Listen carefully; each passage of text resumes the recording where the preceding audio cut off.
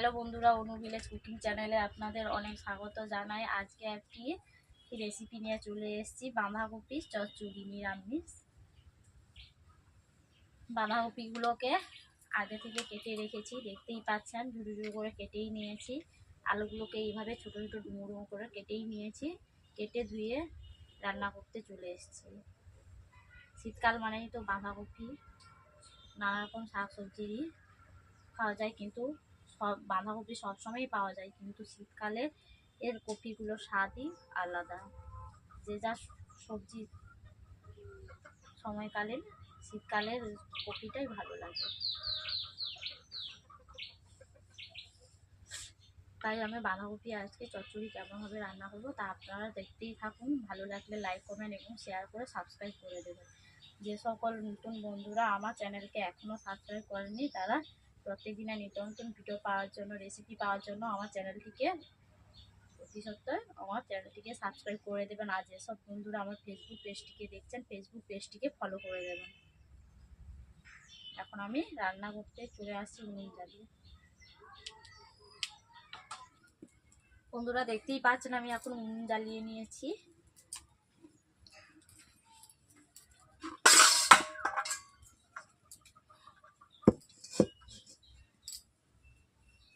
বন্ধুরা প্রথমে আমি কড়াই বসিয়ে দিয়েছি, কড়াইতে আমি জল দিয়ে দিচ্ছি। কপিগুলোকে হালকাভাবে ভাপিয়ে নেব। বাঁধাকপিগুলোকে ভালোভাবে সেদ্ধ করে নিচ্ছি। প্রথমে আমি আলুগুলো দিয়ে দিচ্ছি,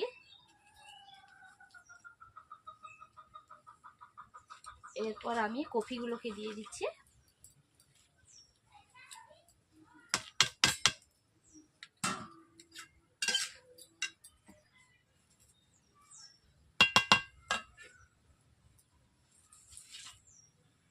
বন্ধুরা আমি প্রথমে নুন দিয়ে দিচ্ছি কপি সেদ্ধর মাপে।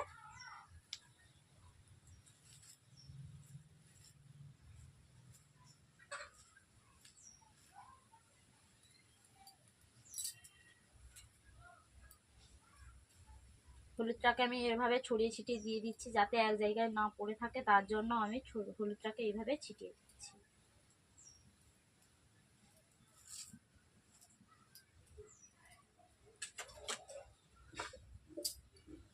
এরপর আমি ঢাকনা দিয়ে ঢেকে দিচ্ছি। বন্ধুরা দেখতেই পাচ্ছেন আমি নুন হলুদ যেহেতু দিয়েছিলাম, কপিগুলো একটু কমে গেছে, পুরো ভর্তি হয়েছিল কড়াইতে, তার জন্য নাড়াতে পারিনি। এই জন্য আমি এখন কপিগুলোকে নেড়ে নিচ্ছি, যাতে নুন হলুদ সম পরিমাণে চারিদিকে ছড়িয়ে পড়ে। এইভাবে আমি নেড়ে নিচ্ছি বন্ধুরা।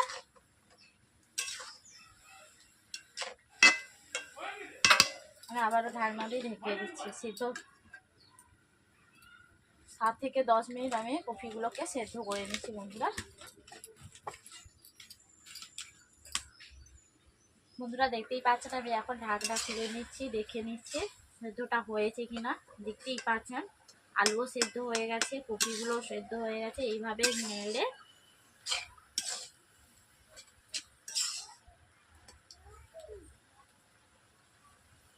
দেখতেই পাচ্ছেন আমি খুন্তি দিয়ে কেটে নিচ্ছি, আলুটাকে সেদ্ধ হয়েছে ভালোভাবে। এরপর আমি কড়াই থেকে নামিয়ে নিচ্ছি কপিগুলোকে।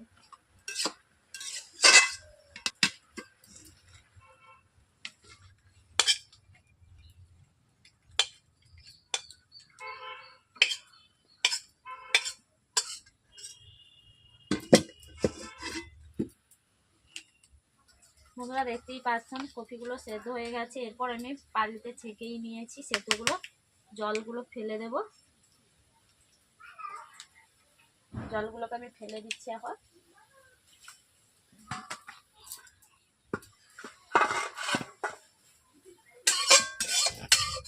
এরপর কড়াইটাকে আমি ভালো করে ধুয়ে নিয়েছি, দেখতেই পাচ্ছেন। এরপর কড়াইটা আমি বসিয়ে দিয়েছি।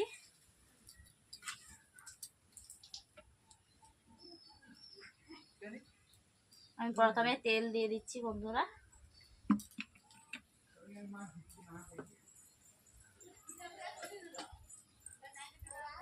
তেলটাকে আমি গরম করে নিচ্ছি এখন। বন্ধুরা দেখতেই পাচ্ছেন লবঙ্গ আর দারুচিনি আমি দিয়ে দিচ্ছি কড়াইতে।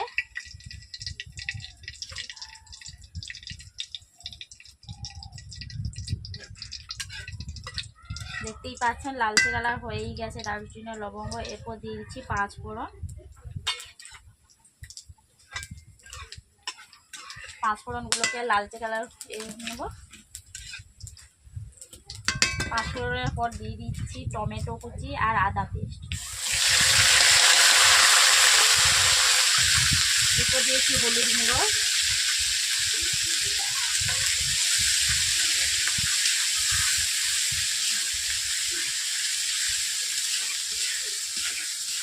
হলুদগুলো আগে থেকে দিয়ে দিলাম কারণ আদাগুলো ছিটে যায়, তেল ছিটিয়ে যায়, তার জন্য না ছিটানোর জন্য হলুদ দিয়ে দিলাম আগে থেকে। টমেটোগুলোকে গলে যাওয়ার জন্য আমি অল্প করে নুন দিয়ে দিচ্ছি।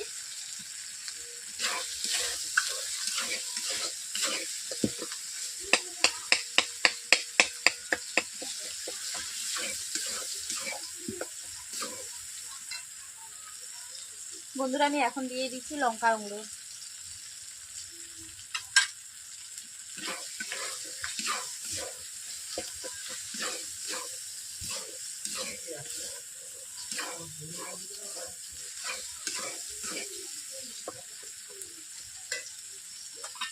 এরপর এখন দিয়ে দিচ্ছি ধনে পাতা কুচি।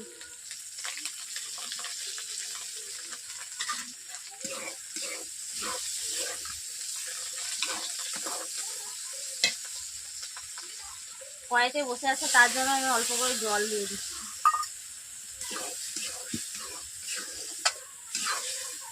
এভাবে মশলা গ্রেভিটাকে আমি 5 থেকে 7 মিনিট আমি কষিয়ে নিচ্ছি।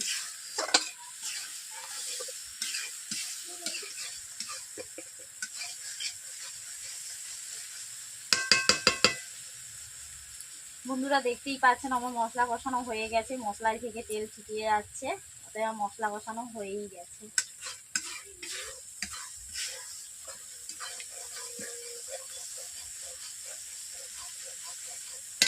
এরপর সেদ্ধ রাখা কফিগুলোকে আমি কড়াইয়ের মধ্যে দিয়ে দিচ্ছি।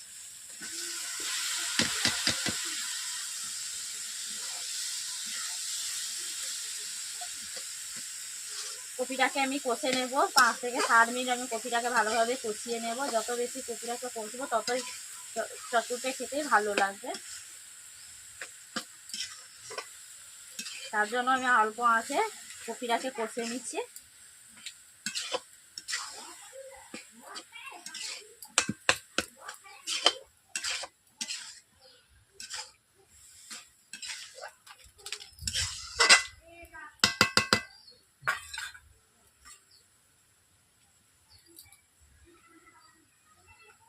বন্ধুরা দেখতে পাচ্ছেন বাটি দিয়ে এইভাবে আমি কফি আলুগুলোকে দলে নিচ্ছি।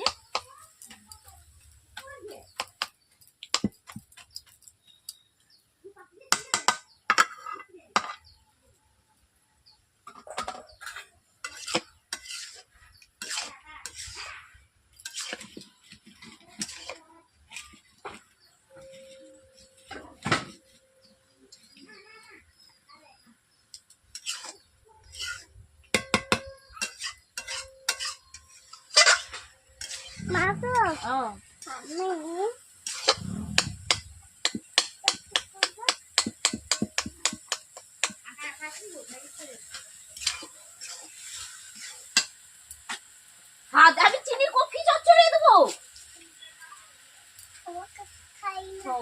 আমি আমি আমি একটু দাও, একটু দাও, একটু কফিতে দিয়ে দিই, দিয়ে তুমি খাবে।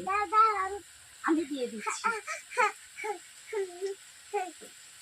বন্ধুরা কফিতে স্বাদ মতো আমি চিনি দিয়ে দিচ্ছি আগে থেকে। দুষ্টুমি করলে ভালো লাগে না।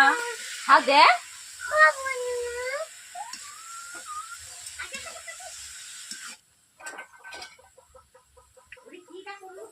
বন্ধুরা দেখতেই পাচ্ছেন 1 চামচ আমি বাটার দিয়ে দিলাম।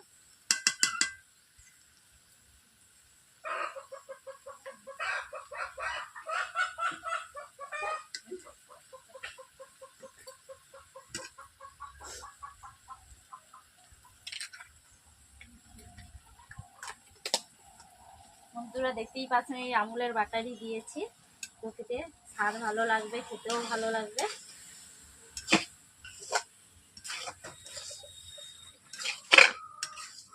বন্ধুরা আপনাদের কাছে যদি ঘি থাকে ঘি দিতে পারেন, আমার কাছে যেহেতু বাটার আছে তার জন্য আমি আমুলের বাটার দিয়ে দিয়েছি কপি চচ্চড়ির মধ্যে।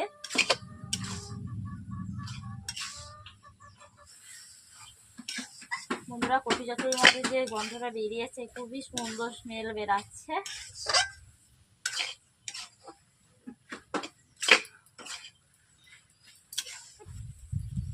হা হা এদিকে আর, এখানে এলে দেখতে পাবি, এখানে আর।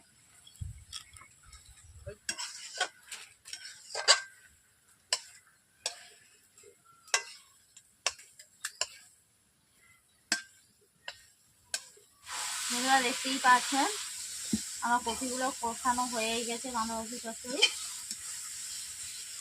রান্না করা কমপ্লিট হয়ে গেছে। আমি কড়াই থেকে নামিয়ে নিয়েছি, যেহেতু আগে থেকে আমি দারুচিনি গরম মশলা দিয়ে দিয়েছিলাম, তার জন্য আমি গরম মশলা দিইনি। আমি কড়াই থেকে তুলে নিচ্ছি চচ্চড়িটাকে।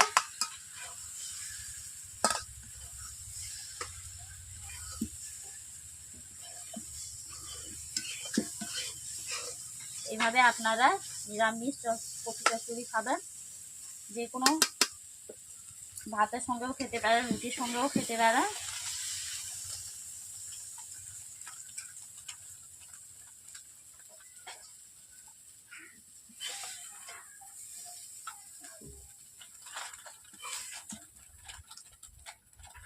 বাঁধাকপি চচ্চড়িটা কেমন হয়েছে তা আপনারা কমেন্ট বক্সে আমাকে জানিয়ে দেবেন।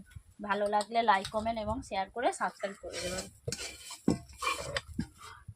দেখতেই পাচ্ছেন বাঁধাকপি চচ্চড়ি আমার রান্না করা কমপ্লিট হয়ে গেছে।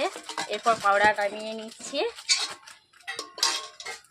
এরপর সবশেষে দিয়ে দিচ্ছি জিরে গুঁড়ো।